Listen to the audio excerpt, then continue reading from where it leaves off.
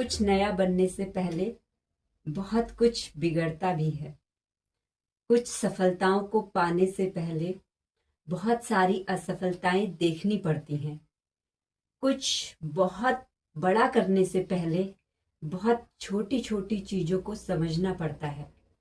तो अगर जीवन में कुछ भी गलत हो रहा है, अगर हम अपने स्वधर्म पर हैं, धर्म पर चल रहे हैं, अपने सद्गुणों पर चल रहे हैं, अपने अच्छे कर्मों को करते हुए जा रहे हैं, उस ईश्वर पर विश्वास किए बैठे हैं, फिर भी अगर सब कुछ बिगड़ता हुआ सा ही नजर आ रहा है, तो इसका मतलब यही है कि कुछ बनने से पहले बहुत कुछ बिगड़ता है।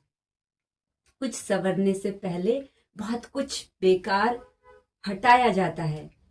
अगर इस वक्त आप बहुत मानसिक रूप से हताश निराश बैठे हैं, आत्मिक रूप से अपने आप को बहुत कमजोर समझ रहे हैं, तो ये वीडियो ईश्वर ने आपके लिए ही बनवाई है। क्यों बनवाई है?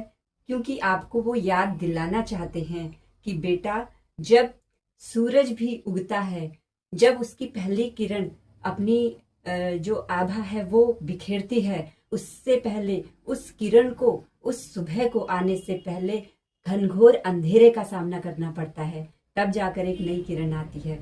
सेम इसी प्रकार से अगर एक बहुत बड़े भव्य महल का इंतजाम करना है, उसे बनाना है, तो वो बड़ा भव्य महल अगर आप बनाना चाहते हैं, अपने जीवन में उतारना चाहते हैं, तो हमारे जीवन में जो हमारे पुराने पहले के कमरे हैं, मकान है, घर है, तो उन्हें पहले ढहना पड़ेगा, उन्हें पहले गिराना पड़ेगा, उन पर पहले वार करना पड़ेगा, उनको ध्वस्त करना पड़ेगा। और जब वो ध्वस्त होंगे, जब वो गिरेंगे, जब उनकी नींव हिलेगी, तो दुख तो होगा ही, तकलीफ तो होगी ही।